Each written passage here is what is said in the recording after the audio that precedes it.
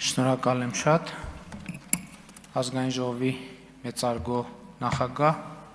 նախագահի հարգելի տեղակալներ, կառավարության հարգելի անդամներ, հարգելի պատգամավորներ, սիրելի ժողովուրդ, քննարկում ենք Հայաստանի Հանրապետության կառավարության գործունեության 2021-26 թվականների ծրագրի կատարման ընթացքի և արդյունքների մասին 2025 թվականի զեկույցը և դա անում ենք ազգային ժողովի հերթական ընտրություններից, այսինքն 2021-26 թվականների ծրագրի ժամկետի սպառումից ընդամենը 1.5 և 2018 թվականի 1.5 ամիս և 2018 թվականի ժողովրդական ոչ բռնի Թավշյա հեղափոխության 8-րդ տարեդարձից 25 օր առաջ։ Միանգամից պիտի արձանագրեմ, որ այսօր մենք ունենք բոլորովին այլ պետություն, քան ունեցել ենք 2018 թվականին։ Այսօր մենք անկախ ենք ավելի, քան երբևէ, ինքնիշխան ենք ավելի, քան երբևէ, պետություն ենք ավելի, քան երբևէ, ժողովրդավարական ենք ավելի, քան երբևէ, զարգացած ենք ավելի, քան երբևէ, խաղաղ ենք ավելի, քան երբևէ, բարեկեցիկ ենք ավելի, քան երբևէ, անվտանգ ենք ավելի, քան երբևէ։ Մի բան էլ ասեմ, երկարակյաց ենք ավելի, քան երբևէ, որովհետև 2024 թվականի արդյունքներով Հայաստանի Հանրապետությունում կյանքի միջին տևողությունը 78.6 է, ինչը բացարձակ ռեկորդային ցուցանիշ է Հայաստանի Հանրապետության գոյության ողջ ընթացքում և ինչքան հասկանում եմ ընդհանրապես վերջին նույնիսկ Խորհրդային Միության ժամանակների հետ համեմատ։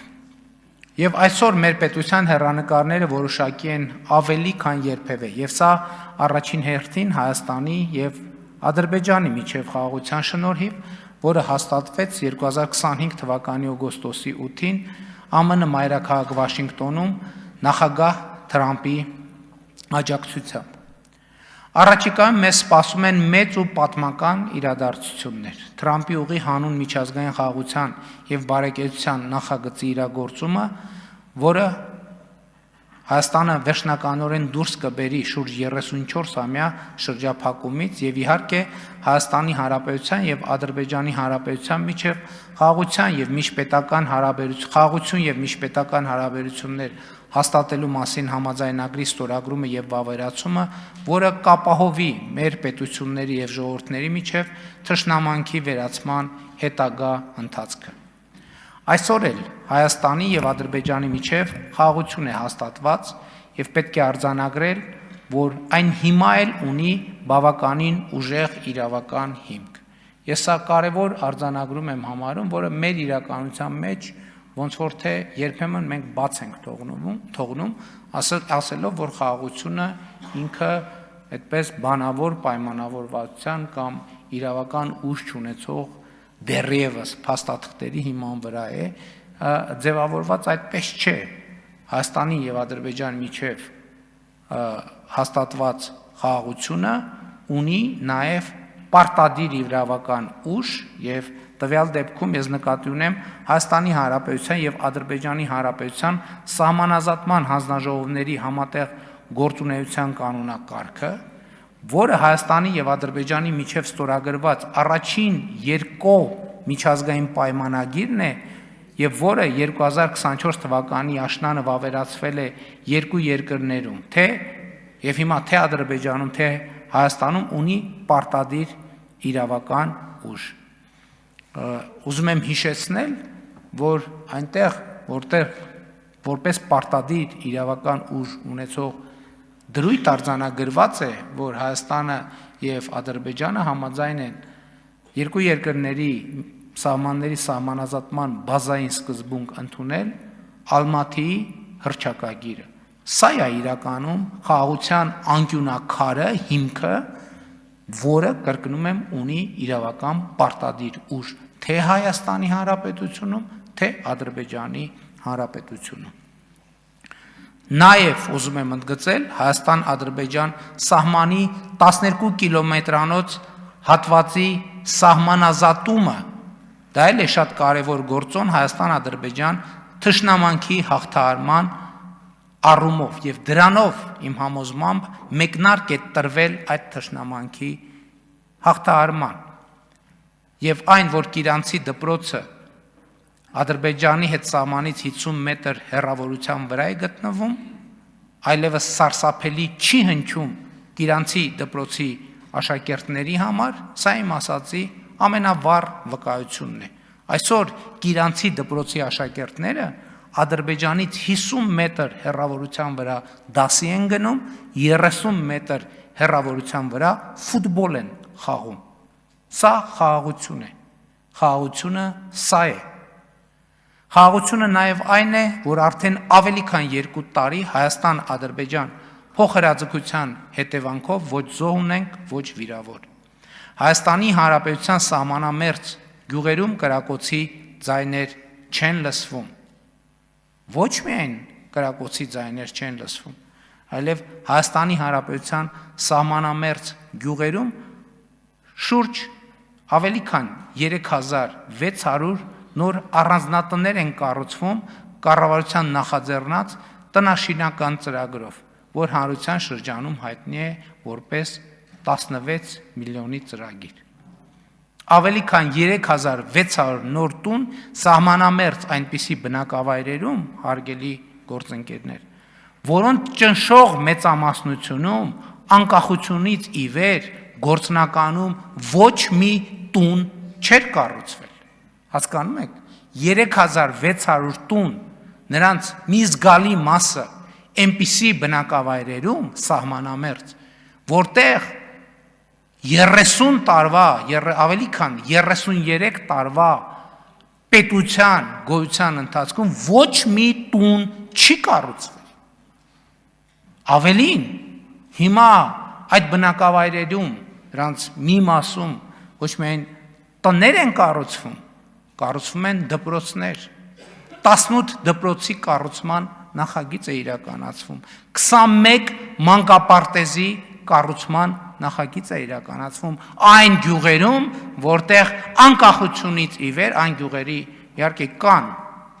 առանձին վերցրած տներ, առանձին վերցրած գյուղերում։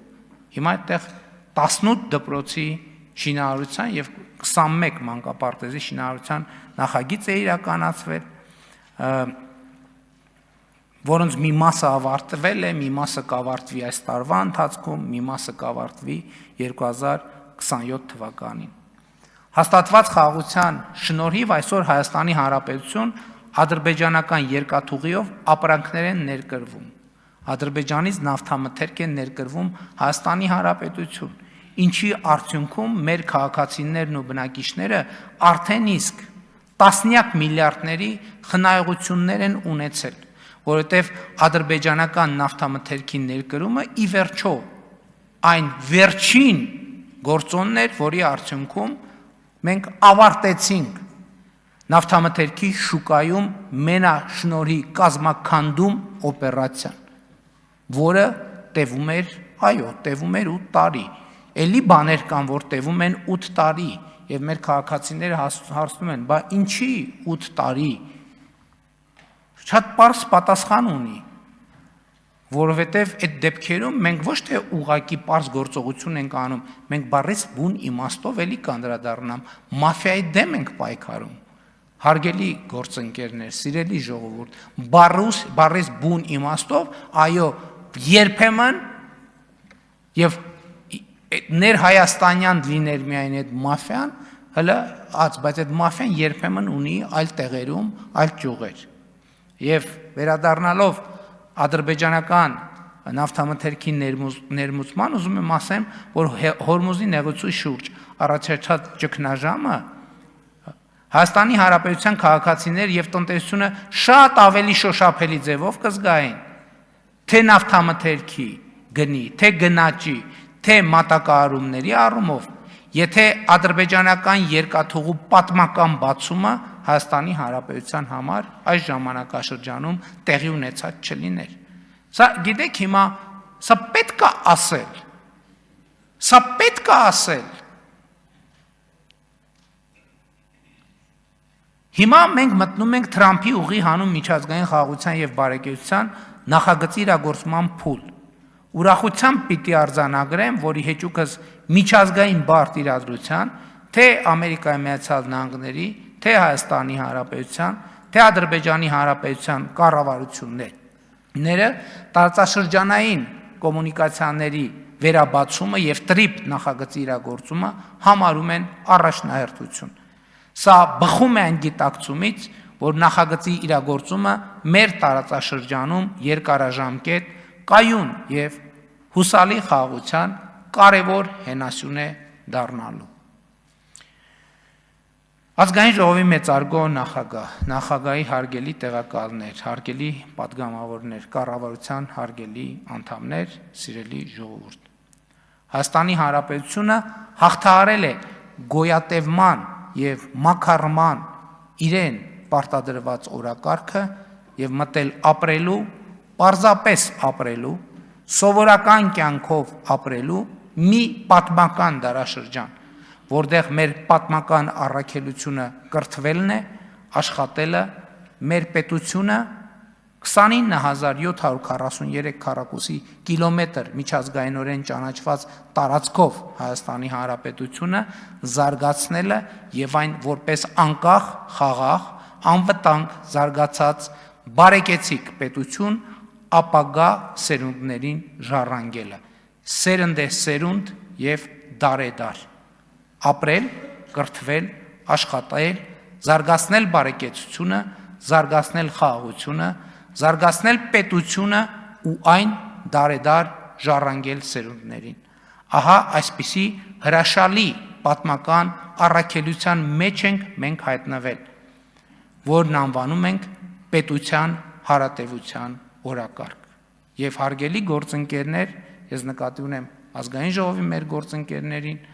կառավարության անդամներին, գործադիր իշխանության մյուս ներկայացուցիչներին,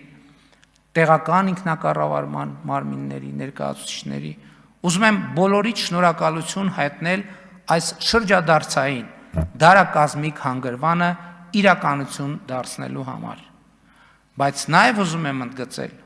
որ այն հնարավոր դարձավ այս հանգրվանին հասնելը առաջին հերթին ժողովրդի աջակցության շնորհիվ, որովհետև կառավարությունն ու խորհրդարանական մեծամասնությունը ոչինչ չէին կարող անել, եթե չունենային ժողովրդի մանդատը ու աջակցությունը։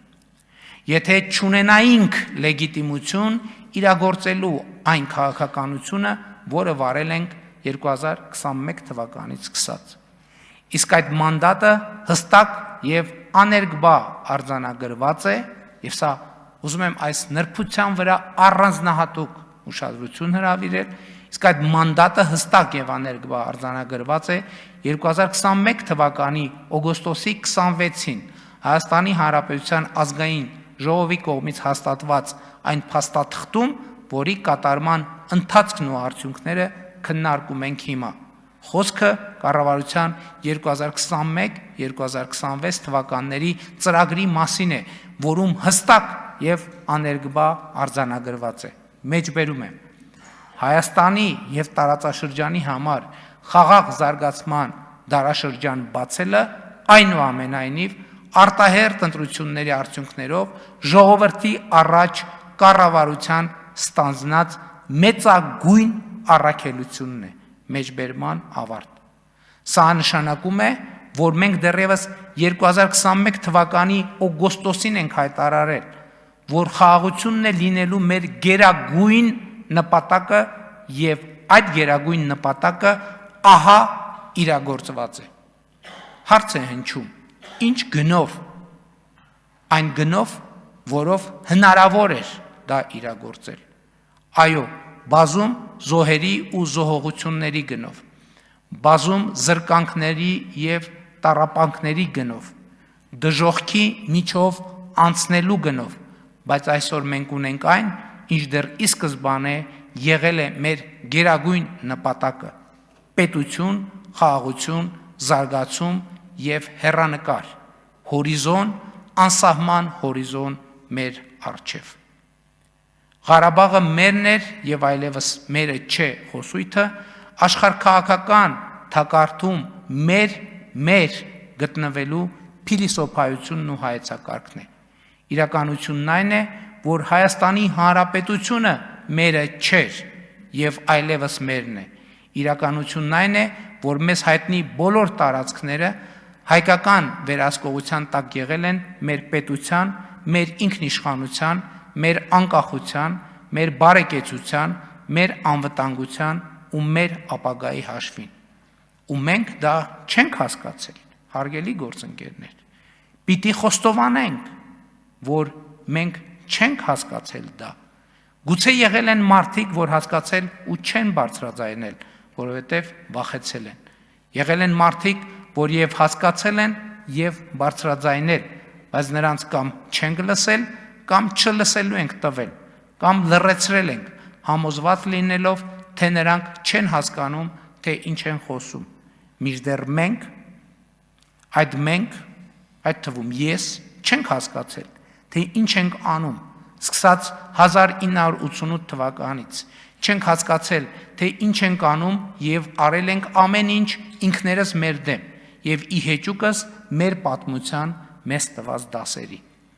Բայց այսօր մենք կարող ենք ասել, որ մենք կառավարությունը,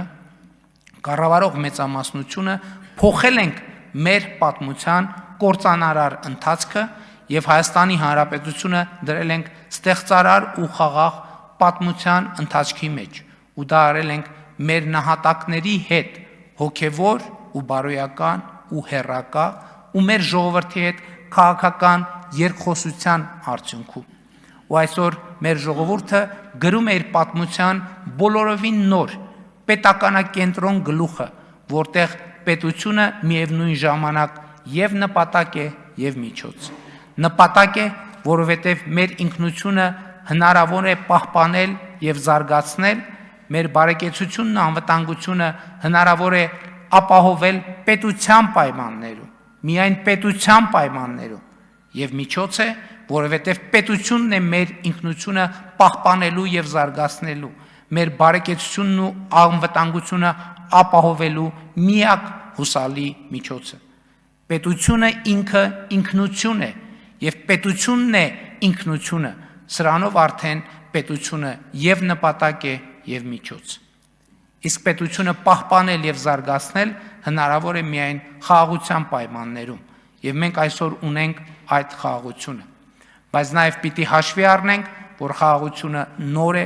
մանուկ է, դեռևս խոցելի է եւ մեր ամենօրյա խնամքի կարիքն ունի։ Մանավանդ այսօր, երբ այդ մանուկ խաղաղությունը դարձել է պատերազմի եռագլուխ կուսակցության ու նրանց սատարող ուժերի հիմնական թիրախը։ Սիրելի ժողովուրդ, հարգելի ներկաներ, Հայաստանի Հանրապետության եւ Ադրբեջանի Հանրապետության միջև խաղաղություն եւ միջպետական հարաբերություններ հաստատելու մասին համաձայնագիրը ճիշտ է ստորագրված չէ, բայց նախաստորագրված է։ Մենք պետք է հասկանանք ինչ է նշանակում նախաստորագրված պայմանագիր, համաձայնագիր։ Դա նշանակում է, որ դրա բովանդակության շուրջ բանակցությունները ավարտվել են եւ այն փակ է հետագա բանակցությունների համար։ Այսինքն նախաստորագրել նշանակում է արձանագրել բանակցությունների փակումը, ավարտը, փակ լինելը բանակցությունների համար։ Պատերազմի եռագլուխ կուսակցության ներկայացուցիչները մեկը մյուսի հետևից իրար հերթ չտալով խոսում են խաղաղությունը վերաբանակցելու մասին, այն իբր ավելի լավը դարձնելու նկատառումով։ Իսկ կներեք, ով կարող է ապացուցել, որ այդ վերաբանակցման արդյունքում այն փաստաթուղթը ավելի լավն է դառնալու։ Այսօր վերաբանակցելու մասին խոսող ուժերը հանդես են գալիս Ղարաբաղը եւ հարակից շրջանները պարունակող քարտեզներով եւ դա խորհրդանշող դրոշներով։ Այս տրամաբանության զարգացումը անխուսափելի պատերազմ է։ Այս տրամաբանության զարգացումը անխուսափելի պատերազմ է։ Մյուս ուժերը հանդես են գալիս այդ նույն խորհրդանիշների եւ ասելիքի ներքո եւ պնդում, թե Հայաստանը չպետք է բավարարվի իր միջազգայինորեն ճանաչված 29743 քառակուսի կիլոմետր տարածքով։ Այս տրամաբանության զարգացումը նույնպես անխուսափելիորեն բերելու է պատերազմի։ Այստեղ բարձրագույն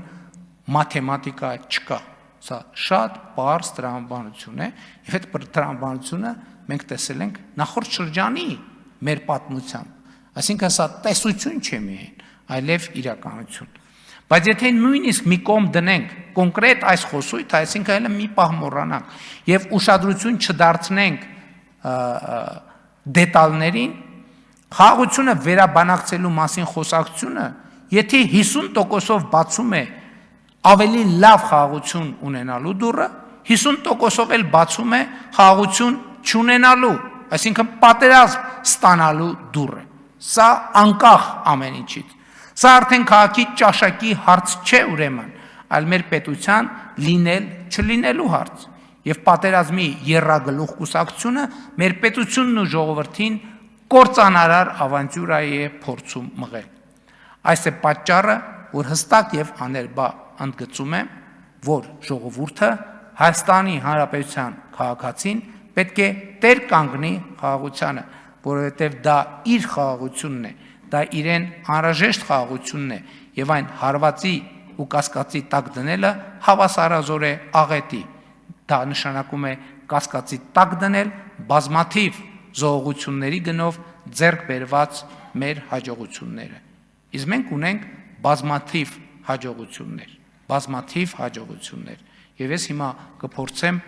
ձեզ համար եւ մեր հանրության համար թվարկել այդ հաջողություններից կարևորագույնը հույս ունենալով, որ կարևորագույնները հույս ունենալով, որ ժամանակը կհերիքի դրա համար։ Չնայած այս ձևաչափը ամենալայն ժամանակային հնարավորությունն է տալիս ելույթների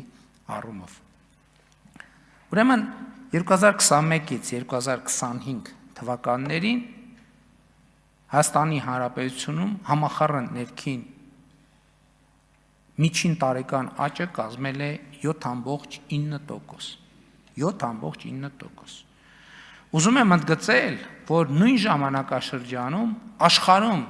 միջին տնտեսական աճը կազմել է 4.1%։ Հայաստանի Հանրապետությունում աճը կազմել է 7.9%։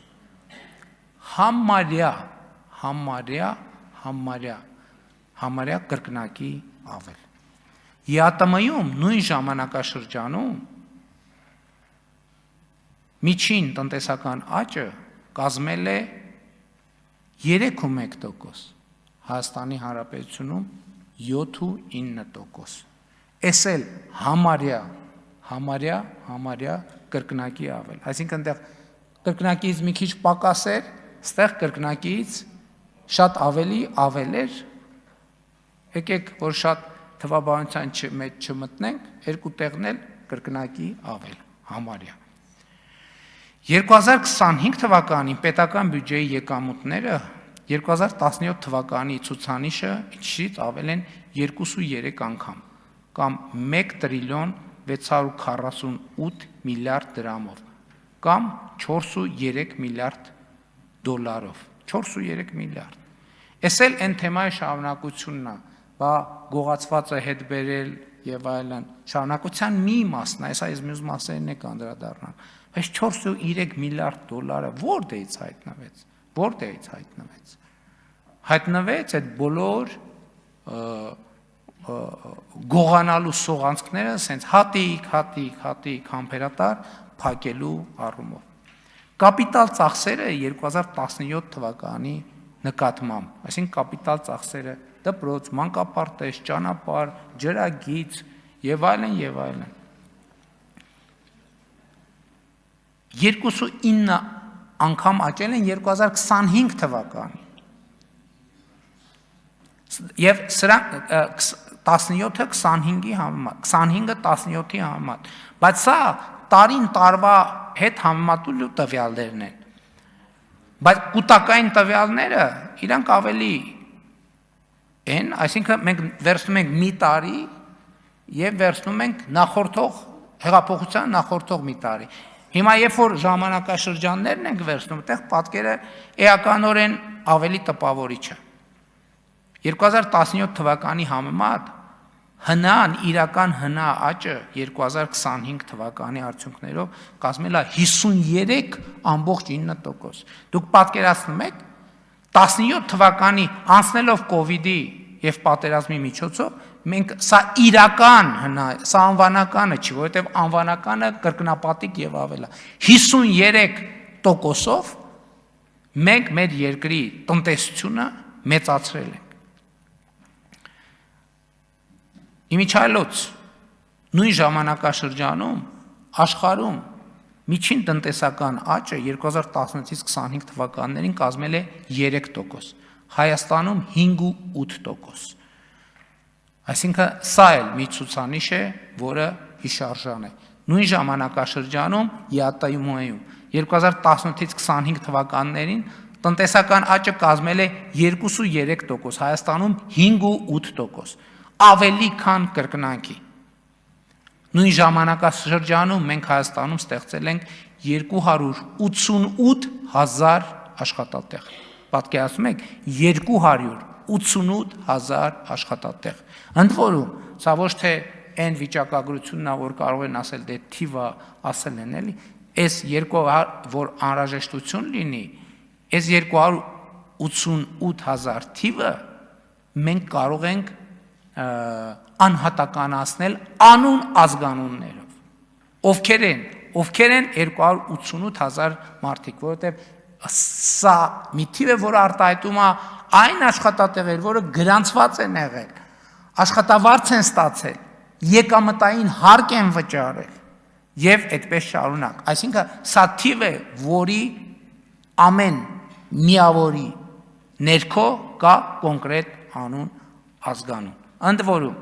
միջին ամսական եկամուտը 2017 թվականի համեմատ աճել է 87%-ով։ Համախառն գնաճը նույն ժամանակաշրջանում կազմել է 29%։ Եվ նաև էսա պատճառը, որ մենք ասում ենք, եւ այս թվերը ցույց են տալիս աներկբա, որ 2018 թվականի համեմատ աշխատող մարդիկ առնվազն 55 եւ ավել տոկոսով ավելի լավ են ապրում։ Այս ցուցանիշը հիմնավորվում է բազմաթիվ տվյալներով։ Նախորդ տարի զեկույցի քննարկման ժամանակ ես մի հաշվարկ էի արել, ցույց տալով, որ հեղափոխության արդյունքում 2018 թվականից 2024 թվականը պետական բյուջե լրացուցիչ մտել է 4.2 միլիարդ դոլար։ Այդ ելույթը կա, ես հիմա չեմ ուզում նորից մեջ բերել, մանրամասն անդրադառնալ, այսինքն ինչի մասին էր դա, որ հեղափոխության բերած տեմպի շնորհիվ 4.2 միլիարդ լրացուցիչ դոլար մտել է պետական բյուջե։ Այսինքն եթե հեղափոխությունը չլիներ, նախորդ շրջանի բյուջեի աճի տեմպը ավելանար, մենք կունենայինք 4.2 միլիարդ համախառն ավելի պակաս եկամուտ։ Այսօր արդեն ուրախ եմ արձանագրել, որ նույն մեթոդաբանությամբ 2025 թվականի արդյունքներով հեղափոխության գինը կոպիտ ասած Հայաստանի Հանրապետությունում 6.6 միլիարդ դոլար, 6.6 միլիարդ դոլար։ Եվ էլի հաշվի առնելով, քանի որ կարող են լինել քննարկումներ, շատ լավ, եկեք գնաճի ցուցանիշները հաշվի առնենք, հանենք 6 միլիարդ կամ չգիտեմ, այսինքն հաշվարկը հանենք, թիվը 6.6 միլիարդ է, գնաճի թիվը հանենք, ինքը կլինի, ասենք, ենթադրենք 5.5 միլիարդ մաքուր առանց որևէ այլ գործունի, 5.5 միլիարդ։ Հիմա շատ կարևոր մի հարց կար, այն չի, Բա այդ փողերը ինչ են կարել, ուր են այդ փողերը։ Եվ падգամավոր Սերգեյ Բագրատյանը նախորդ նիստերից մեկի ժամանակ հարց տվեց, ասեց աջակցության տարբեր ծրագրեր կան եւ այլն, բա հաշվարկ չունեք այդ աջակցության ծրագրերով ինչքան աջակցություն եք ցուցաբերել մարդկանց։ Եվ մենք արեցինք այդ հաշվարկը եւ ճիշտն ասած այդ հաշվարկը, եթե շատ անկեղծ ասեմ, մեզ էլ զարմացրեց, որովհետեւ խոսքը ինչի մասին է, խոսքը ամենատարբեր ծրագրերի մասին է, որ կառավարությունը որևէ օրենսդրությամբ պարտավոր չէր անել։ Այսինքն աջակցության ամենատարբեր օրինակ Խելացի անասնագոմի ծրագիր 50%-ի հետ վճար, որը քաղաքացիներին է գնում։ Եվ հարգելի գործընկերներ, ուզում եմ արձանագրել, որ 2018-ից 2025 թվականները մենք ուշադիր եղեք 1 տրիլիոն 410 միլիարդ դրամի աջակցության ծրագրեր ենք իրականացրել, որ մենք ուղղակի այսպես վերադարձրել ենք տարբեր ծրագրերով Հայաստանի Հանրապետության քաղաքացիներին։ Սա 3.7 միլիարդ դոլարի մասին է։ 3.7 միլիարդ դոլար մենք 2018-ից ի վեր պարզապես տվել ենք մեր քաղաքացիներից։ Սկսած այդ ծրագրերը տարբեր են, սկսած անկանխիկ եղանակով բաներից վճարումներից կենսաթոշակառուներին եւ նպաստառուներին հետ վճարի ծրագիր, դրամական աջակցություն 3 եւ ավելի երեխա ունեցող ընտանիքներին, երեխա ունեցող ընտանիքների բնակարանային ապահովման աջակցության ծրագիր, ասենք բարձր տեխնոլոգիական արդյունաբերության ոլորտում գործող կազմակերպություններին եւ անհատ ձեռնարկատերերին աջակցության ծրագիր, ասենք օրինակ այդ ծրագիր 31 միլիարդի աջակցություն ենք ցուցաբերել։ Գյուղատնտեսական տեխնիկայի լիզինգի աջակցության ծրագիր 4.5 միլիարդ դրամ, ագրոպարենային ոլորտի սարքավորումների լիզինգի աջակցության ծրագիր 14.4 միլիարդ դրամ, տնտեսության արդիականացման միջոցառման պետական աջակցության ծրագիր, այս ծրագրերն են լիզինգ անվանում 52.8 միլիարդ դրամ, այսենց հաշվել ենք անկանխիկ եղանակով ու տվել ենք հազարավոր քաղաքացիների խաղողի ժամանակակից տեխնոլոգիաներով մշակող ինտենսիվ պտղատու այգիների եւ հատապտղանոցների հիմնման համար վարկային տոկոսադրույքների սուբսիդավորում 17 միլիարդ դրամ, ինտենսիվ այգեգործության զարգացման սուբսիդավորում 59 միլիարդ դրամ։ Այսինքն մենակ այս երկու ծրագրով, որ նշեցի, 100 միլիարդ մենակ մենք դրել ենք գյուղատնտեսության մեջ ու տվել ենք կոնկրետ մարդկանց։ Ու ընդ որում, ես ինչ որ ասում եմ, էլի, սա նենց բան չէ, որ դե տվինք մարզպետին, մարզպետը քաղաքապետին, քաղաքապետը գյուղապետին, գյուղապետն է ժողով արավ, գառը մորթեց, գինին դրին, կերան խմեցին, ուրախացան ծափ տվին։ Ամեն դրամի տակ անուն ազգանուն կա։ Այս ամեն դրամը հետագծելի է, որ այս 50 միլիարդից ուզենանք իմանան ով ինչքան է ստացել, հետագծելի է։ Այս շատ կարևոր հանգամանք է։ Գյուղատնտեսական հումքի մթերումներին տրամադրվող վարկերի տոկոսադրույքների սուբսիդավորման ծրագիր, այս էլ այն ծրագիրն է, որի արդյունքներով մենք չենք տեսնում, որ գյուղացիները ասում են, չի մթերվում գինը եւ այլն, եւ այլն, գինը միշտ էլ ասում են, բոլորն էլ ուզում են ավելի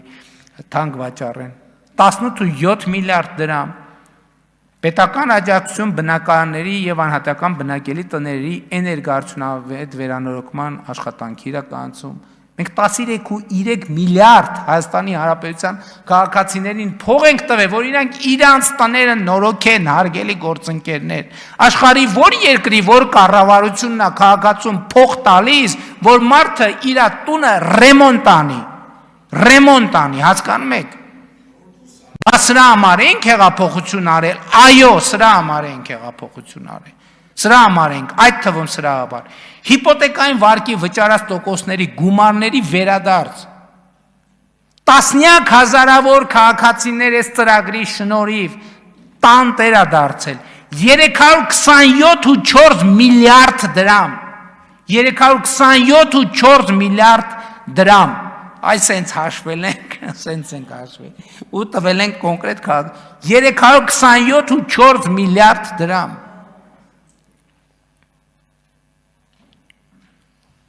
Հայտարարատու համարվող անձանց օրենսդրությամբ սահմանված սոցիալական ծախսերի ուղղություններով կատարված ծախսերի փոխհատուցում 9.1 միլիարդ դրամ։ Եվ այսպես շարունակ, այսինքն 3.7 միլիարդ դրամ, 3.7 միայն այս այնա, որ անհատապես վերադարձրել ենք քաղաքացիներին։ Եվ սա է այն, ինչի համար այդ թվում սա է, որ հեղափոխությունը Հայաստանում տեղի ունեցել։ Հիմա ես ուզում եմ վերադառնալ 2018 թվականի մայիսի 15-ին 2018 թվականի մայիսի 15-ին իմ արած մի հայտարարության։ Երբ որ ես ներկայացնում եմ առողջապահության նորանշանակ նախարարին, այս հայտարարությունը նաև տարբեր առիթներով տարբեր տեղերում հնչեցրել եմ։ Ոլորտում արկա առաջնահերթություններից է Հայաստանում բուժ սպասարկման եւ բժշկական օգնություն կարիք ունեցող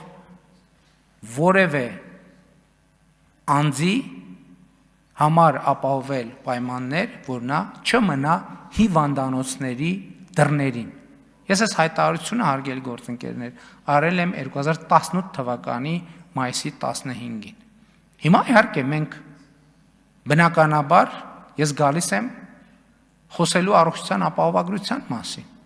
բայց ես ուզում եմ նաև հարց կհնչի։ Այս հայտարարությունը արել եմ 2018 թվականի մայիսի 15-ին, բայց չէ առողջապահության ապահովագրությունը մտել 2026 թվականի հունվարի 1-ին, որովհետև մենք ճանապարհ ենք անցել, որովհետև եթե առողջապահության ապահովագրություն ներգրենք 2018 թվականի հունիսին կամ 19 թվականի հունվարի 1-ից առողջապահության համակարգը կփլուզվեր։ Բայց դրանից առաջ մենք ինչ ենք արել։ Մենք նախ պետպատվերի համակարգը փուլ կամանց ընդլայնել ենք։ Հաջորդ փուլով օֆերտայի համակարգն ենք ներդրել։ Այդ ընթացքում ամեն անգամ աղմուկներ սոցիալական ցանցերում էլեկտրոնային առողջապահության համակարգն ենք զարգացել։ Հիշում եք աղմուկները, որ վայ, ես էլեկտրոնային դեղատոմսեր ես, ինչա, մարդկանց եւ այլն եւ այլն։ Եթե մենք էլեկտրոնային դեղատոմսի համակարգ չունենայինք եւ այդպիսի բարեփոխումներ չունենայինք, այսօր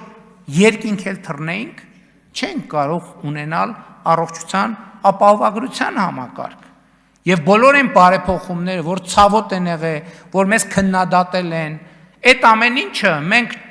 կներեք բուլդոզերով ճանապարհ ենք հարթում դեպի այսօրվա արդեն իսկ հաստատված անշրջելի իրողություն։ Իսկ այդ իրողությունը մենակ քաղաքական կարգախոս չի։ Ես արդեն ասացի, կյանքի միջին տեղողությունը այդ բուլդոզերի աշխատանքի ընթացքում Հայաստանում հասել է 78.6։ Սա դեռ առողջության ապահովագրության համակարգը ներդրված չի, այլ ընդամենը մենք քայլում ենք դեպի այդ ուղղությամբ։ Եվ արդյունքում ինչ ունենք։ 2017 թվականի համեմատ առողջապահության բյուջեն Հայաստանում Հանրապետությունում 2.6 անգամ աճել է, 157%-ով աճել է։ Եվ հիմա հիմնական խնդրեմը, որի մասին մենք սովորաբար խոսում ենք, թե դե կառավարությունը էլի թվերա, որ ասում է, թիվը ասում են, բայց ինչ կապ ունի դա մարդկանց հետ։ Այդ կապը շատ կոնկրետ է։ Ինչալոց ասեմ, եթե հետևում եք, նրանք ովքեր հետևում են մեր մարզային այցերին, դա ամենահաճախ լսվող խոսակցությունն է, երբ որ մարդիկ մոտենում են, երեգել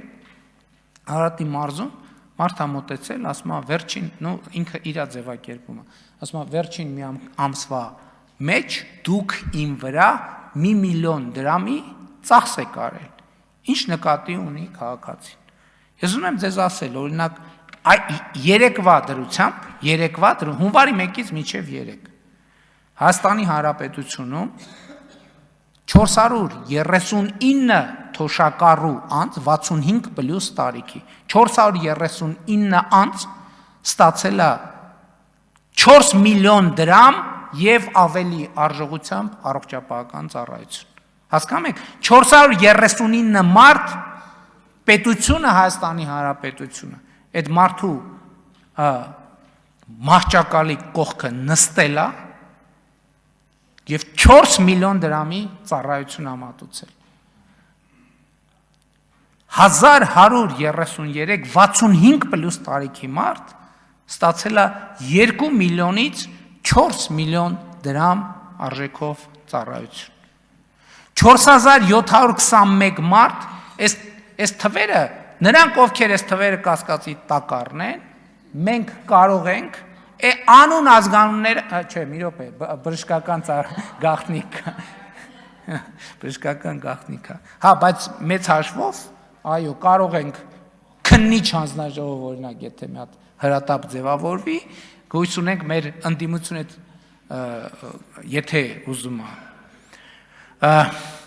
մի րոպե, որը ասցի, 1133 մարդ, 2 միլիոնից 4 միլիոն դրամի ծառայություն, 4721 մարդ 65 պլյուսների մասին եմ ես հիմա միայն խոսում, 1 միլիոնից 2 միլիոն դրամի արժողությամբ ծառայություն,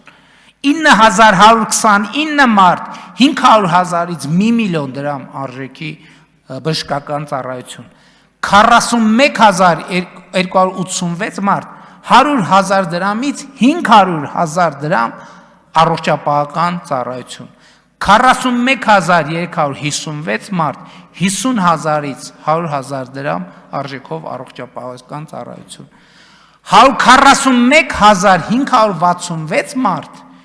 մինչև 50,000 դրամի առողջապահական ծառայություն։ Այստեղ տարբեր հիմնականում վերջին սեգմենտը դեղերն են եւ փոքր կոնսուլտացիաներ, հետազոտություններ եւ այլն եւ այդպես շարունակ։ Եվ ընդհանուր առմամբ 3 ամսվա մեջ մենք 34 միլիարդ 110 միլիոն դրամ ծառայություն ենք մատուցել 239,630 65 պլյուս տարիքի անձանց։ Ուզում եմ ձեզ ներկայացնել նաև սոցիալական ամենատարբեր խմբերի ստացած ծառայությունների վիճակագրությունը։ Մասնավորապես սոցիալական տարբեր խմբերի անապահով, հաշմանդամություն ունեցող անձ եւ այլն եւ այդպես շարունակ։ 153 անձ ստացել է 4 միլիոն դրամ եւ ավելի առողջապահական ծառայություն։ Հաշմանդամություն ունեցող կամ աղքատության կամ ծայրահեղ աղքատության մեջ գտնվող մարդը Հայաստանի Հանրապետությունում ստացել է 4 միլիոն դրամ պլյուս արժեքով ծառայություն, 153 այդպիսի մարդ։ 236 այդպիսի մարդ ստացել է 2 միլիոնից 4 միլիոն դրամի այդպիսի առողջապահական ծառայություն։ 1097 մարդ այդ սոցիալական տարբեր խմբերի 1 միլիոնից 2 միլիոն դրամ ծառայություն, 2152 մարդ 500,000-ից 1 միլիոն դրամ ծառայություն, 12661 մարդ 100,000-ից 500,000 դրամի առողջապահական ծառայություն, 9890 մարդ 50,000-ից 100,000 դրամի առողջապահական ծառայություն, 41401 մարդ մինչև 50,000 դրամ առողջապահական ծառայություն։ Այսինքն ես հիմա հասկացա, որ ինձ չի հաջողվի, եթե ես հիմա մենակ առողջության ապահովագրության մասին խոսեմ, ելույթը կավարտվի։ Հիմա այստեղ առողջության ապահովագրության հատվածը ընդհատում եմ եւ անցնում եմ ուրիշ կենսաթոշակների բարձրացմանը։ Հարգելի գործընկերներ, հաճույքով եմ արձանագրում, որ մենք կենսաթոշակառուների սոցիալական ապահովության ոլորտում ունենք պատմական նվաճում։ Հայաստանի Հանրապետության պատմության մեջ առաջին անգամ կենսաթոշակառուների կողմից ստացվող եկամուտը ավելին է, քան նվազագույն սպառողական զամբյուղը, որը կազմում է 61768 դրամ վերջին տվյալների համաձայն։ Մենք թոշակները բարձրացրել ենք եւ մեր թոշակառուները նույնիսկ մարզային այցերի ընթացքում իրենք են հաշվարկներ անում։ Իմիջայլոց ուզում եմ ասել, որ նվազագույն սպառողական զամբյուղի մեջ, հաշվարկի մեջ 6000 դրամ առողջապահական ծախսերն են։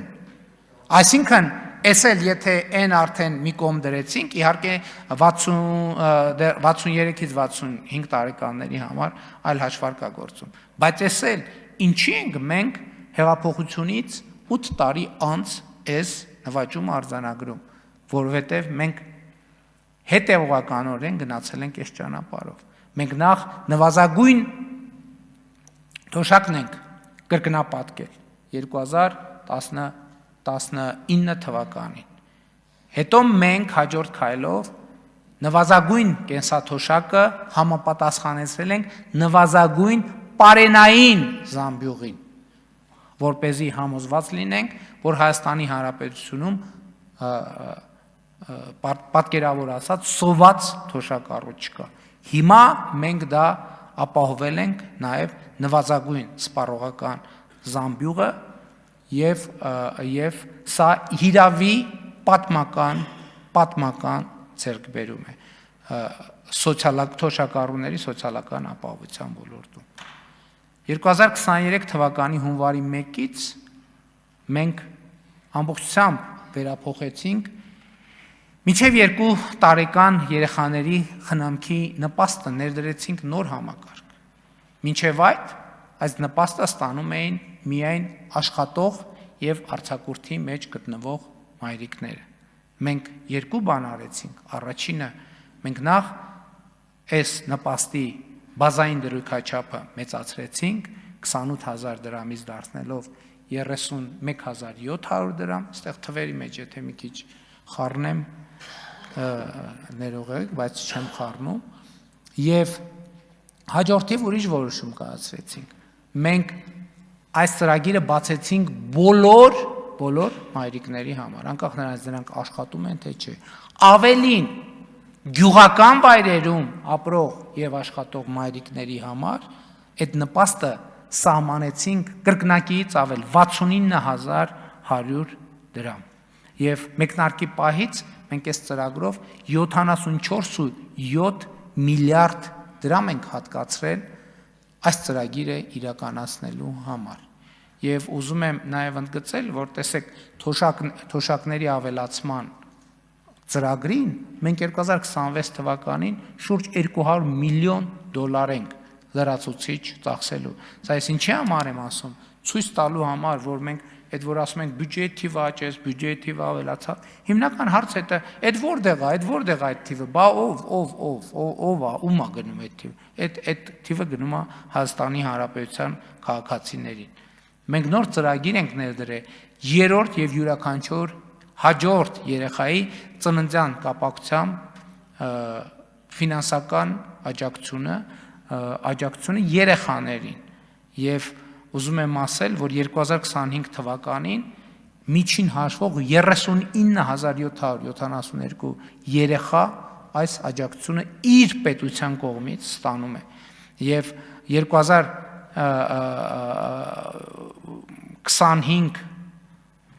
թվականի արդյունքներով մեկնարկի պահից մենք 56 միլիարդ 510 միլիոն դրամ ենք տվել մեր երրորդ եւ յուրաքանչյուր հաջորդ երեխայի մինչև 6 տարեկանը։ Ուզում եմ առանձնահատուկ նշել ուսուցիչների ատեստավորման ծրագիրը, բայց կարճ նշեմ, որովհետև ժամանակը չի ներում։ Տեսեք, մենք այսօր Հայաստանի Հանրապետությունում 700,000 դրամ եւ ավել ստացող ուսուցիչ կա, այդպիսի ուսուցիչների թիվը 13-ն է, շատ չէ այդպիսի ուսուցիչների թիվը, բայց այս հնարավորությունը բաց է յուրաքանչյուրի առաջ կամ որոշ հանգամանքներ հաշվի առնելով ըստ էության յուրաքանչյուրի առաջ։ 70 ուսուցիչ ստանում է 600-ից 700,000 դրամ աշխատավարձ։ 220 ուսուցիչ ստանում է 500-ից 600,000 դրամ աշխատավարձ։ 1362 ուսուցիչ ստանում է 400-ից 500,000 դրամ աշխատավարձ եւ պիտի ընդգծեմ, որ 9600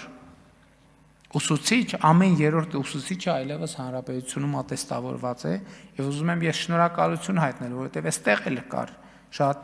մեծ որոշակի հոռետեսություն, բայց այս ծրագիրը աշխատում է եւ լավ է աշխատում եւ սրա վկայությունն է այն, որ 2024-25 թվականներին դպրոց մուտք է գործել ավելի քան 4000 նոր ուսուցիչ, որոնց կեսից ավելին աշխատում է գյուղական բնակավայրերում։ Այսինքն սովորաբար հակառակն է եղել, արտահոսք է եղել, որովհետև մարդիկ ոչ աշխատավարձ են տեսել, ոչ հեռանկար։ Իսկ հեռանկարը կա, այդ թվում այն պատճառով, որ մենք հիմա մեր նախընտրական ծրագրում գրել ենք,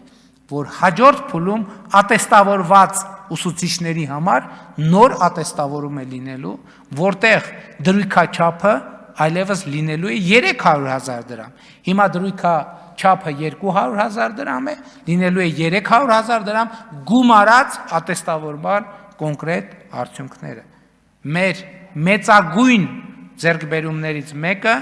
300 դպրոց, 500 մանկապարտեզ ծրագիրն է եւ ուզում եմ հաճույքով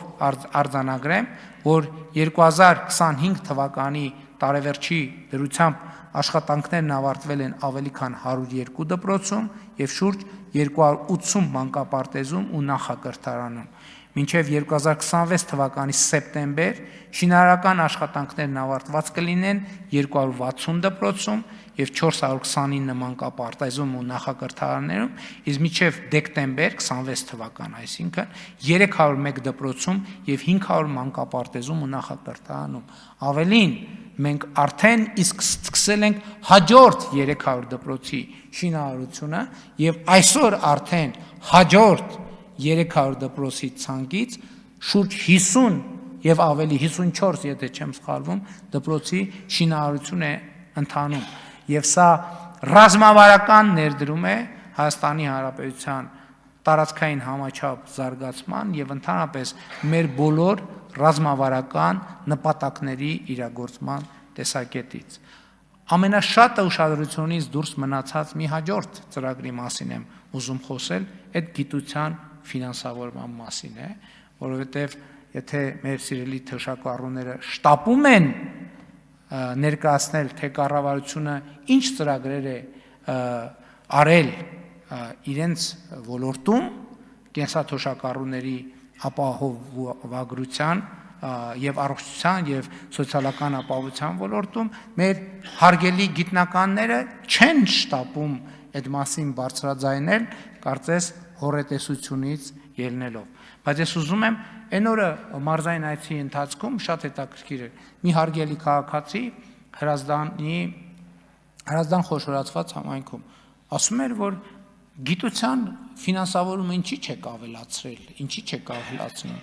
Ես լավ նորություն ունեմ այս թեմայով հետաքրքրված մեր բոլոր սա այդ հարցը, բայց ինչի ինքն էլ ասեց, որ ինքը գիտական միջավայրի հետ կապ ունի, այս հարցը նշանակում է, որ այս թեմաները չի խոսվում այնտեղ, չի խոսվում։ Տենց համաձայնության մթնոլորտ կա, որ եկեք այդ պահը շրջանցենք։ Իսկ 2017 թվականի համեմատ 2.8 անգամ աճել է 2025 թվականի արդյունքներով գիտության ֆինանսավորումը։ 17-ին եղել է 14.3 միլիարդ, իսկ 25-ին 42 միլիարդ, աճելով շուրջ 180%-ով։ Բայց նաև աշխատավարձերը, ուրեմն ես չնայած ժամանակի խնդիր կա, բայց ես այս մասի վրա հատուկ կանգ կառնեմ։ Լաբորանտի գիտական ոլորտի մասին է խոսքը, գործող ճարտարագետի աշխատավարձը 2025 թվականին նախորդի համեմատ, մենք 21-ից 25 թվականի ծրագիր էինք անում, 21 թվականի համեմատ ավելի քան կրկնապատկվել է, ես էլի ժամանակի սղությամբ պատճառով թվերը չասեմ։ Ավագ լաբորանտի, սա խոսում ենք մենք գիտական հաստատություններում եւ բուհերում աշխատող, լաբորատորիաներում աշխատող կոնկրետ էս էլ անուն ազգանուններով կարող են գնալ։ Խոսքը նրանց մասին է, ովքեր իհարկե էլի ատեստավորում անցել են, որովհետեւ մեզ համար շատ կարեւոր է, որ համոզվել որակավորման մեջ։ Ավագ լաբորանտի կամ ավագ ճարտարագետի աշխատավարձը 21 թվականի համեմատ 25-ին ավելի քան կրկնապատկվել է։ կրտսեր գիտաշխատողի աշխատավարձը 25-ին 21-ի համեմատ ավելի քան կրկնապատկվել է։ Ավագ գիտաշխատողի աշխատավարձը 25-ին 21 թվականի համեմատ ավելի քան եռապատկվել է։ Ավագ գիտաշխատողի աշխատավարձը։ Առաջատար գիտաշխատողի աշխատավարձը 25 թվականին 21 թվականի համեմատ գրեթե քառապատկվել է։ Գլխավոր գիտաշխատողի աշխատավարձը 25 թվականին 21 թվականի համեմատ գրեթե քառապատկվել է։ Գիտական խմբի ղեկավարի աշխատավարձը 25 թվականին 21 թվականի համեմատ ավելի քան եռապատկվել է։ Գիտական ստորաբաժանման ղեկավարի աշխատավարձը 25 թվականին 21-ի համեմատ ավելի քան եռապատկվել է։ Գիտական սարքավորումների ձեռքբերման նպատակով ուրեմն 2013-ից 2017 թվականը Հայաստանի Հանրապետության պետական բյուջեն հատկացրել է 961 միլիոն դրամ, 961 2013-ից 17 թվականի ընթացքում։ Իսկ 2018-ից 2025 թվականի ընթացքում հատկացրել է շուրջ մոտ 15 միլիարդ դրամ, կարճ ասած, մոտ 15 միլիարդ դրամ։ Հիմա նույն ժամանակ 961 եւ 15 միլիարդ դրամ։ Էլ չեմ ասում, ընդ որում ձեռքաբերվել, ֆինանսավորվել է գիտական սարքեր ձեռքբերման շուրջ 124 հայտ, 124 հայտ։ Կոնկրետ նրանց մի մասը արդեն իսկ գտնվում են գիտական հաստատություններում, մյուսները ճանապարհին են։ Ամենակարևորը Երևանի պետական համալսարանում հիմնադրվել է արհեստական բանականության կենտրոնը, որի գերհամակարգչի ձեռքբերման եւ տեղադրման նպատակով պետական բյուջեից հատկացվել է ընդհանուր 3.7 միլիարդ դրամ։ Սա էլ է այն գումարներից, որ սկզբունքորեն կառավարության պարտականությունը չէր դա անել։ Եթե կառավարության պարտականություններ, բան նախորդ շրջանում ինչի չեն արել իրենց պարտականությունները, որ 900 քանի միլիոն դրամ են հատկացրել, որը ըստ էության, ասենք ենթադրենք, կոլբա առնելու մեծ հաշվով փողը։ Մենք այդքան մեր դպրոցների համար դրա կրկնակին երևի արդեն կոլբա ենք առել, կոլբա, այն ապակու բաներից, որ երեխեքը մի հատ էլ ասում ենք օգտագործեք երեխեք, ոչինչ, որ չէ, մեր երեխեքը, ասենք այդ բանի այդ ծրագրի մեկնարկի պահից մինչև այսօր երևի 900 միլիոն դրամի կոլբա արդեն ջարդել են կամ կջարդեն եւ մենք դեմ չենք, մենք ասում ենք մի մցրեք այդ կոլբաները սեյֆերի մեջ, թող երեխեքը օգտագործեն, որպեսզի դա որովհետև դա ներդրում է մեր ապագայի մեջ։ Էլ չեմ ասում, էլի չի խոսվում։ Հայաստանի Հանրապետության քոլեջներում, գերակա ուղղություններում կրթաթոշակի հասկացություն է հայտնվել։ Ուսանողները, որոնք ունեն բավարար առաջադիմություն, կրթաթոշակ են ստանում 50,000 դրամ, գերազանցիկները մի քիչ ավելի։ Այսօր Հայաստանի քոլեջներում 3040 ուսանող ստանում է այս 50,000 դրամը։ Շատ է, թե քիչ։ 0-ի համեմատ քանի տոկոս է աճը, պարոն Թունյան։ Քանի տոկոս է աճը։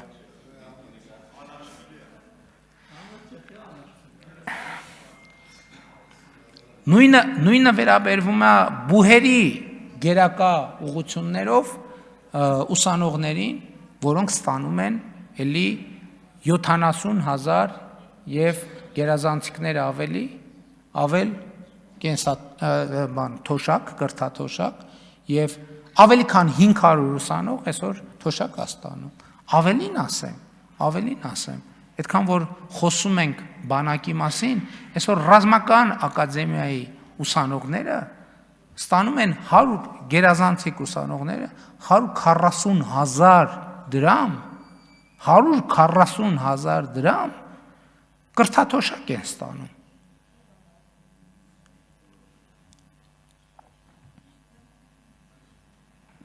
Ինչ անեմ, ամփոփեմ արդեն։ 28 վայրկյան է մնացել։ Չէ, կարծում եմ, որ կարող եք շարունակել, պարոն վարչապետ։ Դեմ չեք, հա։ Ընդդիմությունը դեմ չի։ 2018 թվականից 2025 թվականները իրական ճիշտ է, այդ լավ բան է, լավ ինչպես ասում են challenge է խորհրդանի եւ խորհրդան նախագահի կողմից, որ ես ասում եի նվաճումները կարամ երկար շարունակեմ։ Հիմա ինձ հնարավորություն տվեք, հələ տեսնենք հետաքրքիր է, ինչքան կարողանամ։ Հա, ես հետագա հատվածում հիմնականում խոսելու եմ ձեռքբերումների մասին։ 2018 թվականից 2025 թվականը իրականացրել ենք 4735 կիլոմետր ճանապարհների կառուցման, հիմնանորոգման եւ նորոգման աշխատանքներ, որոնցից 1346-ը սուբվենցիոն ծրագրերով։ Հիմա ես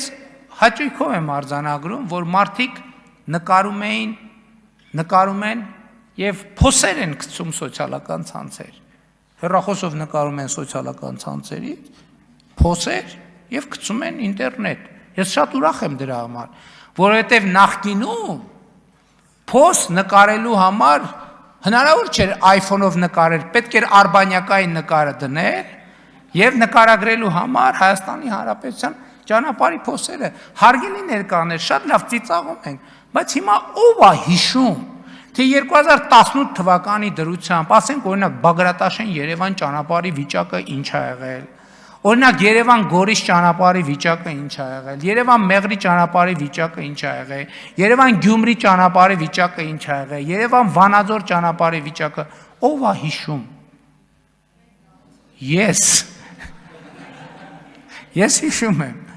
Ես հիշում եմ եւ համոզված եմ հումոր եմ անում, իհարկե մենք հիշում ենք եւ համոզված եմ եւ շատերն են հիշում,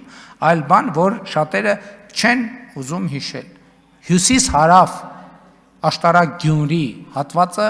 այլևս իրողություն է։ Մենք այնպիսի ռազմավարական նշանակության ճանապարհներ ենք կառուցել կամ հիմնանորոգել, որոնց մասին 93 թվականից խոսվում է։ Գանձակար-Իցակար ճանապարհը ասֆալտ անելու մասին ես առաջի թե երկրորդ կուրս էի, որ խորհրդանի ամբիոններից Հայաստանի վարչապետերը ասում էին, որ Գանձակար-Իցակար ճանապարհը, Բերդում նախաձեռնություն կար, քաղաքացիական նախաձեռնություն, որ 15 տարի պայքարում էր, որ Բերդ համայնքը խոշորացված պետք է ունենա անվտանգ ճանապարհ։ Հիմա ուրիշ բան է, Բերդ համայնքը հիմա ընդհանրապես վտանգավոր ճանապարհ չունի եւ ունի Գանձակար-Իցակար ճանապարհը, որը դեկտեմբերից պատրաստ է, ժամանակ չենք գտնում, գնանք բացում անեն։ Թթուջուր նավուր ճանապարհը, ռազմավարական նշանակության Տաթև-Լծեն ճանապարհը, Տաթև-Շինուհար ճանապարհը, Խոտ-Որոտան ճանապարհը, որոնք ունեն ռազմավարական նշանակություն։ Հիմա էլի կասեն, վայ, հողերը տվին այդ ճանապարհները եւ այլն։ Մենք մեր հողերը ոչ մեկին չենք տվել։ Մենք ճանաչել ենք Հայաստանի Հանրապետության տարածքային ամբողջականությունը, որովհետև ամենամեծ աբսուրդն է, երբ որ որևէ երկիր ինքը իր տարածքային ամբողջականությունը չի ճանաչում, դա նշանակում է երկիրը կործանման տանելու ճանապարհ։ Խոստովան ենք, մենք էլ ենք մասնակցել այդ ճանապարհին, բայց մենք այնքան խելք եւ ուժ ենք ունեցել, որ այդ ճանապարհը տեսնենք, առերեսվենք եւ փոխենք պատմության ընթացքը։ Սուբվենցիոն ծրագրերը ընդհանրապես առանձին պատմություն է եւ ես ուզում եմ ուրեմն ընդգծել, որ բացի սուբվենցիոն ծրագրերից, որտեղ կառավարությունը 141 միլիարդ դրամի մոտավորապես ներդրում է արել, սա միայն կառավարության մասնաբաժինն է, բայց ես ուրիշ բան եմ ուզում ասեմ։ Ուղիղ առանց սուբվենցիաների, որովհետև սուբվենցիաները համայնք եւ կառավարություն մասնաբաժին ունեն, Հայաստանի Հանրապետությունը կառավարությունը 2.8 միլիարդ դոլարի ներդրում է արել Հայաստանի Հանրապետության մարզերում։ 2.8 միլիարդ դոլարի ներդրում են արել 18 թվականից սկսած Հայաստանի Հանրապետության մարզերում ամենատարբեր ծրագրերով ճանապարհներ են կառուցվել, դրա մեջ մտնում են եւ դպրոցները, եւ սուբվենցիաները դեռ չեն մտնում, եւ Հայաստանի մարզերը իրենց գոյության ողջ ընթացքում Հայաստանի Հանրապետության այսպիսի ներդրում երբեք չեն ունեցել, եւ սա նույնպես շատ կարևոր արձանագրում է։ Ուզում եմ ընդգծել, որ նաև այո, մարզերում 148 միլիարդ դրամի մենք սուբվենցիոն ծրագիր ենք ֆինանսավորել, ելի ուզում եմ ձեր ուշադրությունը հրավիրել այն փաստի վրա, որ սա կապ չունի 940 միլիարդի ուղիղ ներդրումների հետ, որ մենք տարբեր մարզերում, օրինակ Խնձորուտի ճանապարհը, որ ուղիղ իրականացրել ենք եւ այլն, մանկապարտեզներ եւ այլն, բայց նաեւ սուբվենցիաներով 148 միլիարդ դրամ կառավարությունն է հատկացրել 18-ից ի վեր, 132 միլիարդ դրամ ֆինանսավորվել է համայնքների սեփական միջոցներից, բայց մենք ինչքան ենք համայնքներին աջակցել, որպեսզի նրանց սեփական միջոցները մեծանան։ Դոտացիաներով ինչա տեղի ունեցել 2025 թվականին 2017 թվականի համեմատության 124%-ով կամ 59 միլիարդ դրամով մենք համայնքներին հատկացվող դոտացիաները ուժեղացրել ենք, մեծացրել ենք եւ սա նույնպես շատ կարեւոր ձեռքբերում է։ Առանձնահատուկ ուզում եմ նշել նաեւ, որ մենք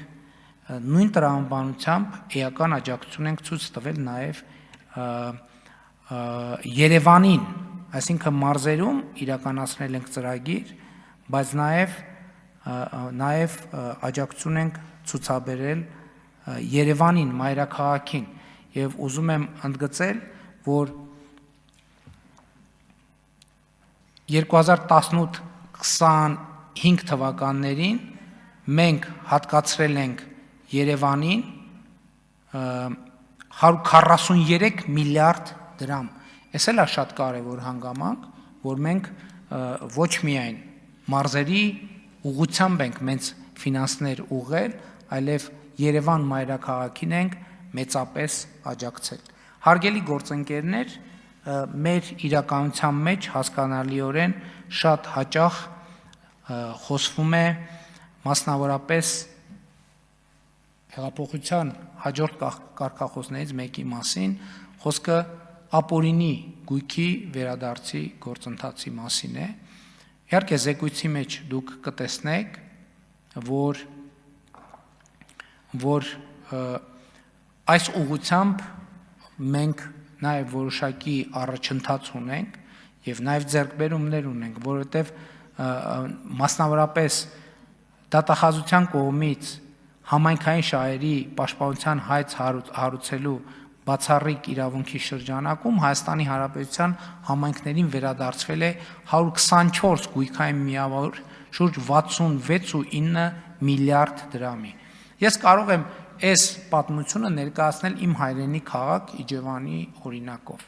երբ որ 2018 թվականի դրությամբ ըստ էության մեր մանկության ամբողջ զբոսայգին սեփականաշնորհված էր մի քանի կամ հիմնականում նույն մարդու կողմից եւ ինչալոց մենք այս փաստի բերումով շատ դեպքերում չենք կարողացել ներդրումներ անել, զբոսայգի վերականգնել, որովհետեւ մարդը տեսել է, որ լավ հեղափոխությունը եղավ, բայց զբոսայգին ինչի չի վերականգնում, որովհետեւ զբոսայգին ուրիշի սեփականությունն է եւ ուրիշի սեփականության մեջ մենք չենք կարող ներդրում անել, նախ պետքա այդ ուրիշի ապօրինի սեփականացրածը վերադարձնենք եւ մենք վերադարձրել ենք եւ ուզում եմ ուրախությամբ արձանագրել, որ օրինակ այս ծրագրերը ուղղակի իմ ծնդավայրի օրինակով եմ բերում, որովհետեւ ամենալավը գիտեմ տեղի հատվածը։ Մենք նախ զբոսայգին վերադարձրել ենք եւ վերադարձնում ենք, հələ չի ամբողջական վերադարձվում։ Եվ մենք հիմա արդեն այս տարի Իջևանում երեխաների համար ժամանակակից լողավազան ենք կառուցում բացօթյա, որտեղ երեխաները կարող են ամառը լողալ եւ հարևանությամբ ամֆիթատրոն, զբոսայգին անվերականգնվում եւ այլն եւ այդպես շարունակ։ Բայց նաեւ ուզում եմ ասել, որ դեկտեմբերի 31-ի դրությամբ դատարաններում ապօրինի գույքի վերադարձի 155 հայց է քննարկվում, ընդհանուր առմամբ 595 միլիարդ հայցագնով։ Իհարկե, այստեղ նաև պետք է ես ուղիղ խոստովանեմ, որ մենք այստեղ ավելի մեծ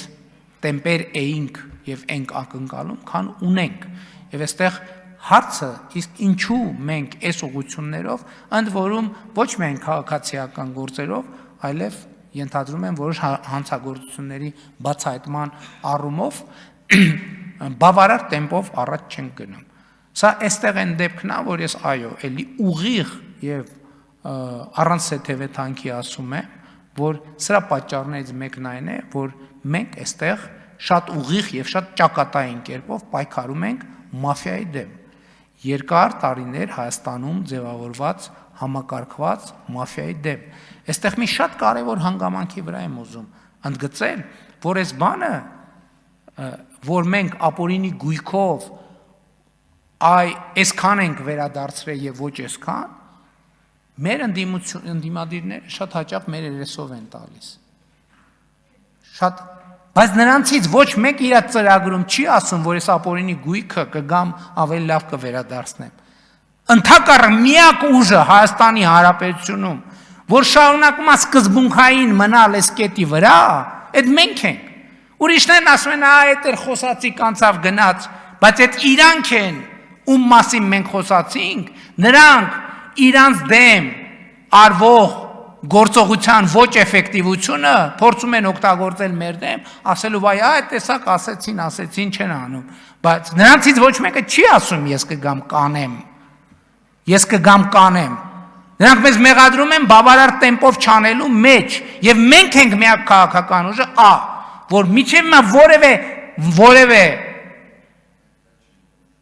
շեղում չի եղել այս քաղաքական ուղեգծից, երկրորդն էլ մենք միակ ուժն ենք, որ հետևողականորեն այս թեզը շարունակում ենք պահել մեր քաղաքական օրակարգում։ Ոչ միայն շարունակում ենք պահել, այլև այս տարբերակ չկա։ Ինչպես ասել եմ, շարունակում եմ ասել։ Եվ ուզում եմ նաև ընդգծել, այսօր մենք ունենք շատ ավելի մեծ հաջողություններ, քան տեղավորվում այս ենթավերնագրի ներքո։ Նույն հեծի պատմությունը։ Հեծը ամենամեծ ապօրինի ձևով, ծիծաղելի ձևով, ընդ որում այս են դեպքն է, որ քաղաքացիական շարժումները օգտագործելով ծխածածկույթի ներքո սղացրել են, մենք հիմա վերադարձրել ենք, դե ֆակտո, դե յուրե էլ կվերադարձնենք։ Դա Հայաստանի ամենախոշոր ստրատեգիական ենթակառուցվածքն է։ Հայաստանի Հանրապետ, եւ էլ չեմ ասում, հələ զուգահեռ մենք ինչ ենք բացահայտել ենք, որ այդ մարդիկ, որոնք հեծը տիրապետեր են, այդ մարդիկ փաստորեն մեզնից հոսանք գողանալիս են եղել։ Տասնյակ տարիներով մեզնից այդ մարդիկ այսօր խոսում են բանակի մասին, զորամասից այդ մարդիկ հոսանք գողանալիս են եղել, ոնց օգտագործված հոսանքի չափից ավելի հաշիվներ են գրել։ Այդ որ ասում են միլիարդներ ունենք, մեզնից հոսանք գողանալով է կարա դուք միլիարդ մեզնից եւ չգիտեմ ելումից։ Եվ չնայած 2024 թվականին նրանք այդ բազաները ամբողջությամբ ջնջել են, բայց նաև ես հույս ունեմ, որ մեր իրավապահները քրեական գործով քննությամբ դա կկարողանան ապացուցել։ Մենք որոշակի օպերատիվ տեղեկություններով միայն 3 բաներում ոնց էր կոչվում, մասնաճյուղերում վերլուծություն են իրականացվել իրանց ոնց են կոչվում, տենց իրանց մասնաճյուղն են, 8 մասնաճյուղից 3-ում արած վստահ չեմ ինչա, մենակ այդ 3 տեղամասում հիմնավորվում է մոտավորապես միլիարդների, ասենք, եթե հիշողությունից չի դամացում, 6 միլիարդ դրամի հոսանքի հավելագրում, և ում վրա զորամաս, մանկապարտեզ, պետական հիմնարկ, հիվանդանոց, ու այդ մարդիկ եկել են ինչ-որ բաների մասին են խոսում, զորամաս,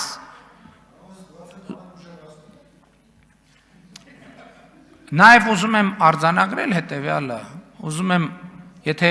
տեսել եք, ես ուզում եմ շնորհակալություն հայտնել այդ լուրի համար, որովհետև մեր հայցով Միացյալ Նահանգներում նախկինում նախարարի պաշտոն զբաղեցրած անձի տունը հանվել է աճուրդի, համեն դեպս, այո, տունը աճուր, և հիմա սկսվել է պրոցես, և շնորհակալ ենք Միացյալ Նահանգների կառավարությանը, որ այդ տան վաճառքի գնի որոշակի տոկոսը, մեծ մասը իրեն ծախսերը հանած և այնտեղ ինչ-որ հաշտության էլեմենտ էլ ա եղել դատավարության պրոցեսի մեջ, այդ մնացած ծախսերը հանած վերադարձվելու է Հայաստանի պետական բյուջեին։ Ես հիմա չեմ կարող կոնկրետ թիվը ասել, որովհետև իրանք, բայց խոսքը տասնյակ, 10-20 երևի միլիոն դոլարի մասին է։ Սա ինչի մասին է, որ այո, այս փաստը մեր դեմ ապօրինի գույքի բռնագանձման համակարգի դանդաղ աշխատանքը և պրոբլեմները, որովհետև իմիջիայլոց մաֆիան գիտեք ինչով է մաֆիա, որ դու երբեք չգիտես ինքը որտեղ է։ Չգիտես ինքը կարա լինի կառավարությունում 1000 ներողություն, կարա լինի 1000 ներողություն ազգային ժողովում, կարա լինի 1000 ներողություն դատարանում, ինքը դրանով է, կարա լինի 1000 ներողություն դատախազությունում, չգիտեմ, քննչական, ինքը դրանով է մաֆիա, բա որ պարզ լիներ ով է որտեղ է երբ է, 5 րոպեում հարցը կլուծեինք։ Եվ մենք այս մաֆիայի դեմ պայքարը հետևողական շարունակելու ենք ու շարունակելու ենք։ Այսօր նաև գնալով շատանում են այն մարդիկ, ովքեր լացուկոծ են բարձրացնում բանակի համար։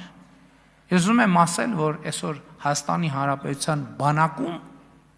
700,000 դրամ և ավել աշխատավարձ վարձատրություն ստացող, ես աշխատավարձ բառը պետք է նախկինն ասացնել, վարձատրություն, որովհետև այնտեղ տարբեր կոմպոնենտներ կան, զինծառայողներ կան։ Իմ կարծիքով Հայաստանի Հանրապետությունում այդպես էլ պատշաճ գնահատանքի չարժանացավ Պաշտպան հայրենյաց ծրագիրը, սիրելի բարեկամներ, որովհետև Պաշտպան հայրենյացը ինչ ծրագիր է։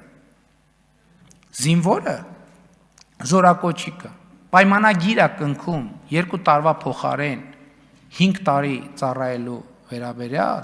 և ինքը հնարավորություն ունի պայմանագրային, նախ այդ ծառայության վերջում ինքը 5 միլիոն դրամ է ստանալու, և ատեստավորման արդյունքում ինքը կարա ընդհուպ ստանա 500,000, 600,000, ընդհուպ 700,000 դրամ աշխատավարձ։ Եվ այսօր ես ներողություն եմ խնդրում, բայց ես սա կարևոր եմ համարում ընդգծել, այդ զինվոր տղաները 18-19 տարեկան ամեն ամիս իրանց տուն տանում են այնքան փող, որ հարցը, թե այդ տներ վերջին անգամ միանվագ այդքան փող ինչքան է մտե։ Եվ այդ տղաները ծառայությունից դուրս ապրում են իրենց տանը։ Սա և սոցիալական խնդիր է, սա և սա տարածքային համաչափ զարգացման խնդիր է, որովհետև իրանք դրանով կապվում են իրանց ընտանիքների հետ, սա և անվտանգային խնդիր է, սա և 2018 թվականին կներեք, 21 թվականին, մեզ ասում են, ոնց եք պրոֆեսիոնալ, գրել եք պրոֆեսիոնալ բանակ, ոնց եք բանը, ժամկետայինը պահելու, համ բանակը պրոֆեսիոնալ դառնել, սենց։ Երբ որ մենք խոսում ենք բանի մասին, լրացուցիչ 6 միլիարդ դոլարի մասին, ուր է այդ փողերը։ Գնացեք ամրացված շրջաններ եւ տեսեք, թե ուր է այդ փողերը։ Գնացեք ամրացված շրջաններ եւ տեսեք, թե ինչպես է անվտանգությունը եւ զինվորի բարեկեցիկ եւ հարմարավետ ծառայություն։ Ավարտեմ արդեն։ Ավարտեմ։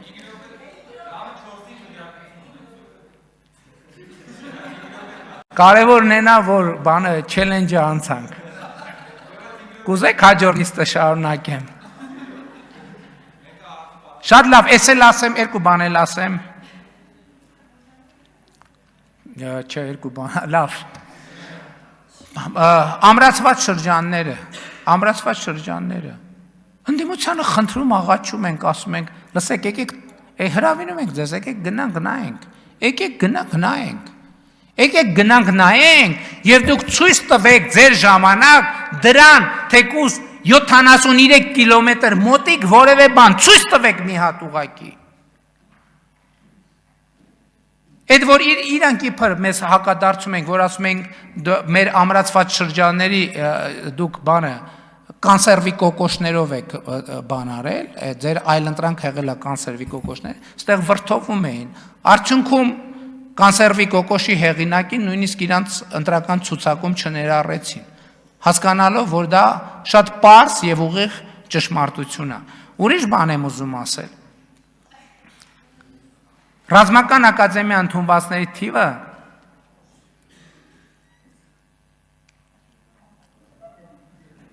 նախորդ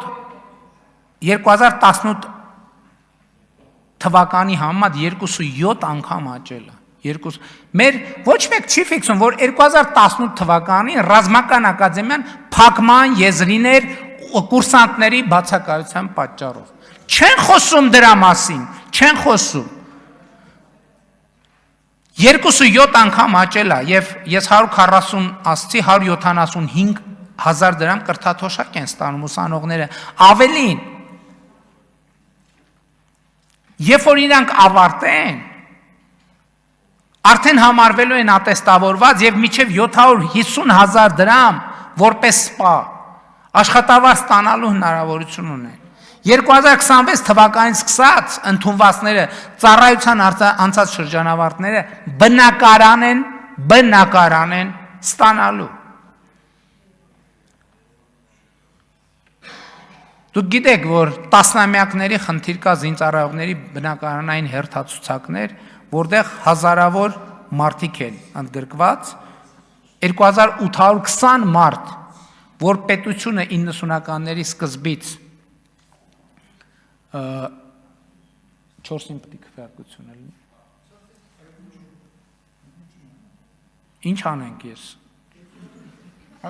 Ընդմիջվենք, շարունակենք։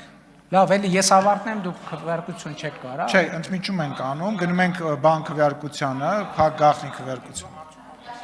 Հետո հարց ու պատասխան։ Հա, փակ գաղտնի քվեարկությունը։ Հա, դուք գնացեք ես ժողովրդի հետ կխոսեմ։ Ուրեմն, ստեսություն ժողովուրդ ջան, ձեր գործերով, դուք զբաղվեք ձեր գործերով, ես ժողովրդի, այն կամերան աշխատում, հա։ Դեռ միացրացա։ Ստեսություն, մինչ հանդիպում ես ժողովրդի հետ կխոսեմ։ Ուրեմն այդ բանում, հա, լուրջ եմ ասում, գնացեք քվեարկեք։ Ուրեմն 90-ականներից զինծառայության երկարաժամկետ զինծառայություն։ Վարչապետ, ներողություն եմ խնդրում, մեր ձեռնա ընդմիջում չենք անում, մեր ընտրության հարցը, ընդդիմությունը դեմ չի, ինչպես տեսնում եք, շարունակում ենք, այսինքն լեգալ շարունակում։ Ուրեմն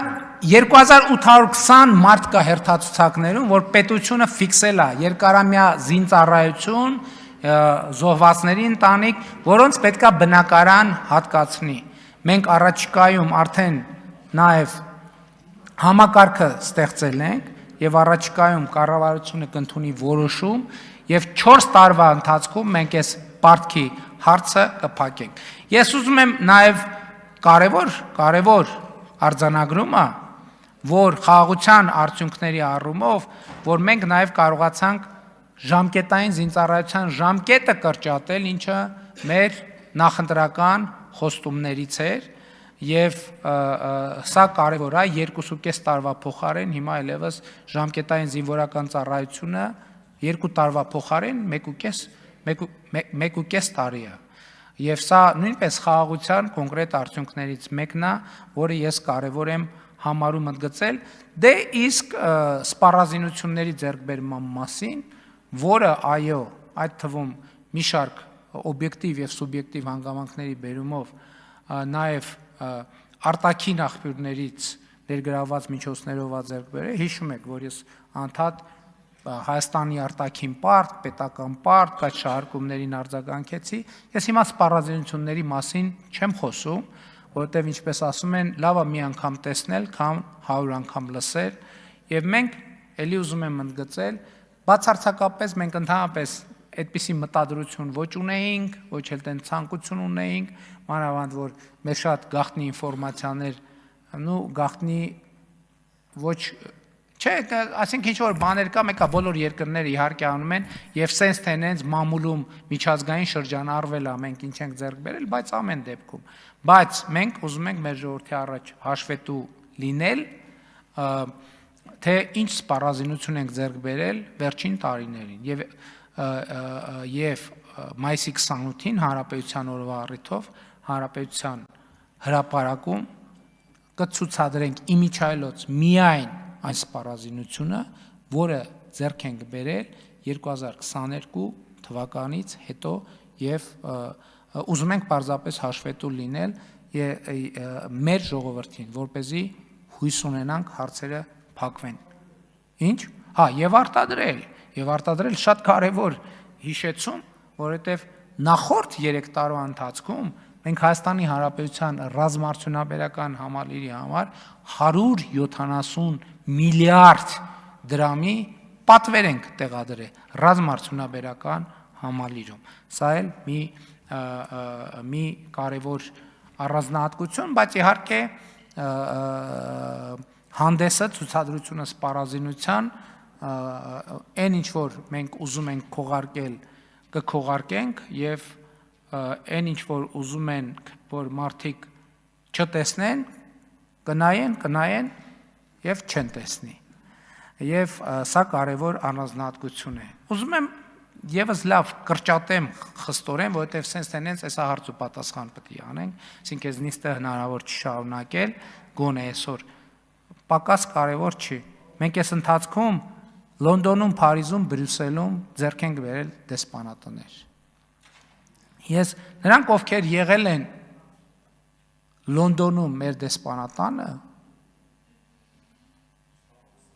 ասма այսինքն Երանի չտեսնեին դա։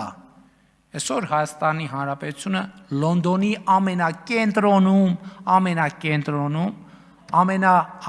ինչ?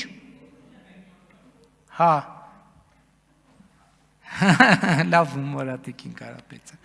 Ամենակենտրոնում ունի մի քանի հարկանի դեսպանատուն եւ որի վրա ծածանվում է Հայաստանի Հանրապետության դրոշը։ Փարիզում ամենակենտրոնում ձեռք ենք բերել Ֆրանսիայի նախագահներից մեկի նախկին առանձնատունը։ Բրյուսելում ձեռք ենք բերել դեսպանատուն։ Սրանք տասնյակ միլիոն դոլարի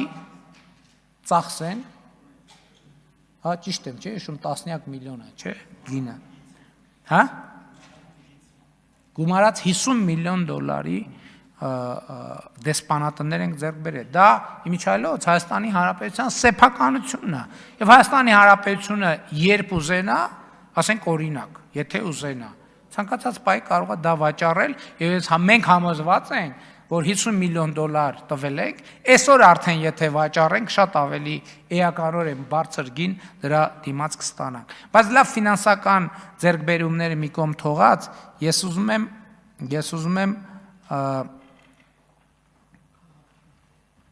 մի երկու ձեռքբերման մասին խոսել, ոչ ֆինանսական։ 2026 թվականի ուրեմն ապրիլի դրությամբ Հայաստանի Հանրապետության սահմանի անցման բոլոր կետերը գտնվում են Հայաստանի Հանրապետության սահմանապահ զորքերի վերահսկողության ներքո 100%-ով եւ անվերապահորեն։ Սա չգիտեմ, եթե թվով, գնով, փողով նշագրելու լինենք, գնանշելու լինենք, ինչ կարժենա, բայց իմ կարծիքով սա անգինա, հնարավոր չի այս ձեռքբերումը գնանշել, բայց ես ուզում եմ, լավ ի վերջո, քանի որ հարց ու պատասխանը մոտենում է, ուզում եմ ուրիշ բան ընդգծել։ 2025 թվականին առաջին անգամ անկախությունից ի վեր առաջին տարին է, երբ ամեն դեպս այս վիճակագրության վարման ողջ ընթացքի համար առաջին տարին է, երբ Հայաստանի Հանրապետությունից Հայաստանի Հանրապետության քաղաքացիների արտագաղթը փոխարինվել է ներգաղթով։ 2025 թվականը առաջին տարին է, երբ Հայաստան վերադարձած քաղաքացիների թիվը ավելի քան 8000-ով ավելին է Հայաստանի Հանրապետությունը լքած քաղաքացիների թվին։ Եվ այստեղ է որ պետքա հնչեցնենք այնքան հնչած հարցը, բա սրա համար էինք հեղափոխություն արել։ Այո, հարգելի ազգային ժողովի հարգելի նախագահ, հարգելի փոխնախագահներ, ազգային ժողովի հարգելի պատգամավորներ, կառավարության հարգելի անդամներ, սիրելի ժողովուրդ, այո,